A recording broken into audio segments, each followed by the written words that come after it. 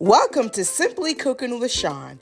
If you are a returning subscriber or viewer, thank you so much for your continued support. If you are new here and you love food-related content, you're in the right place. So like, share, and subscribe. And when you do, click that notification bell so you're notified every time I post a new video.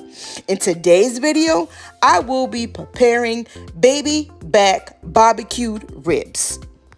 Displayed here are ingredients for today's recipe, which I will review in a moment. However, you do see ingredients for red rice and sausage. I will not be preparing that in today's video. However, if you'd like to know how to make red rice and sausage, I will leave a link for that video in the description box below. Please check it out. As you see, I'm now at the sink. I have a large bowl that I've placed in the sink, and over to the side I have the pan that I'm actually going to bake the ribs in. I have my kitchen shears to cut the pack open, and I have my seasonings that I am going to season the ribs with, which are the meat tenderizer, garlic powder, onion powder, and black pepper. So I'll open the pack up. I'll remove it from the pack. We'll just wash it. I place it in the bowl and I'm giving it a nice rub on both sides, just washing it really well. And after that, I'm just going to rinse it off. Okay, now that I've thoroughly washed it, I have my pan here.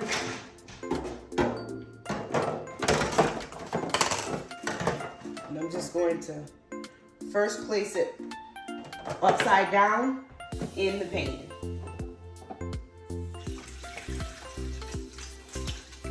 Wash my hands.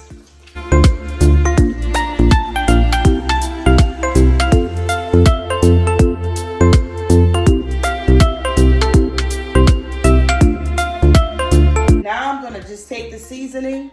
I'm going to start with the garlic powder, and I'm just going to shake it on there very liberally. There's no salt in the garlic powder, so you can put as much of it on the ribs as you desire. The same thing with the onion powder.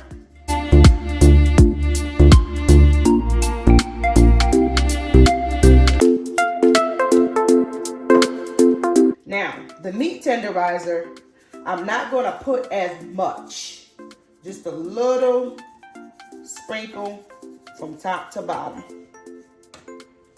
Then I go in with the black pepper.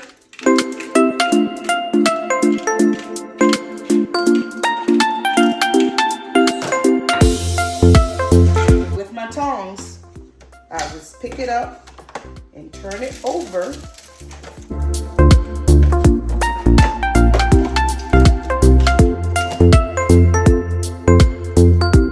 And I'll do the same thing on this side. Garlic powder. Remember, you can sprinkle as much as you would like for the garlic powder. Onion powder, the same way.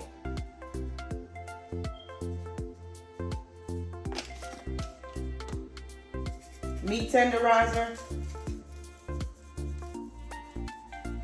not as free-handed as with the onion powder and garlic powder. And last, the black pepper.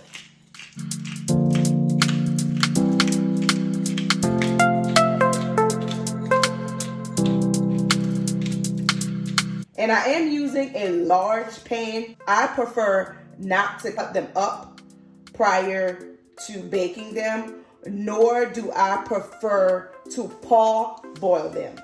I like to just put it in the oven, the whole rack in the pan, put the lid on it, which I'm about to do, and I'll place this in the oven at 200 degrees, and I will let it bake for about 6 to 7 hours, and then I will check on it.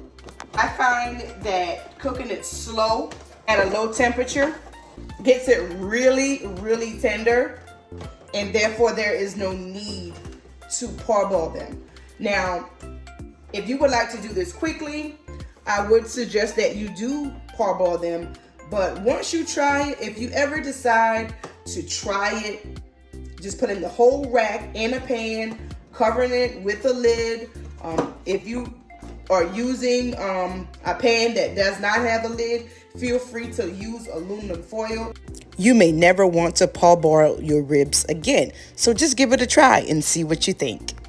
As I've mentioned, I'm going to place this in the oven at 200 degrees for 6 to 7 hours. It's now been 6 hours and 45 minutes or so. I'm going to open the oven and see what our baby back ribs are looking like at this time. This is what it looks like. You see in this area, the meat is pulled away from the bones, as well as in this area a little bit. So I'm going to take this fork and just insert it in to see how tender it has gotten. Very tender. Very tender. The fork just goes right through. And as you can see, how easy it comes away from the bone. This is the reason why I do not parboil it, because I place it in the oven and let it cook slowly, and that helps to tenderize the meat as it is cooking. Now that this is tender, I'm going to leave the top off of the pan, place it back in the oven for another 15 minutes at 350 degrees. After that, I will put the barbecue sauce on top of it and return it to the oven for an additional 15 minutes. It's been about 15 minutes, so I am going to open the oven.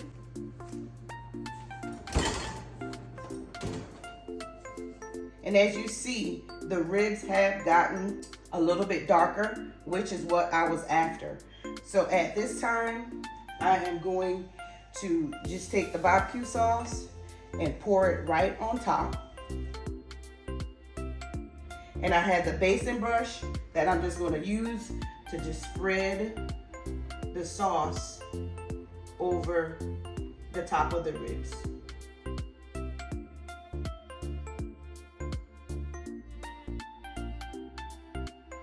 Now that I've got the sauce spread, I'll push it back in the oven for another 15-20 minutes, and they will be ready to go. It's been an additional 15 minutes or so, so I'm going to open the oven and check on our ribs. Pulling the rack out. And I'd say that this is ready to go. Again, I'll take the fork just to let you see how tender that is. Like, look how easy that comes away. This is very, very tender all the way through. So I will go ahead and take this out. I'll get dinner plated and call my husband in and let him tell us what he thinks. So I just put my husband's plate down for him, and he is going to taste the red rice, the barbecued baby back ribs, and some cabbage that I did not prepare for today's meal, but we had left over. So that is on the plate as well. So go ahead, honey, and let's tell the people how it is.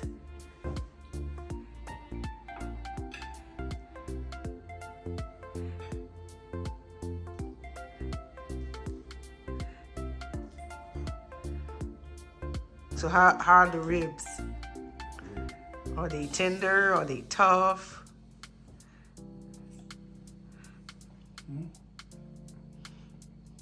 Very tender. Rice steaks, very good, like it always is. Like the sausages and bell peppers. All the ingredients.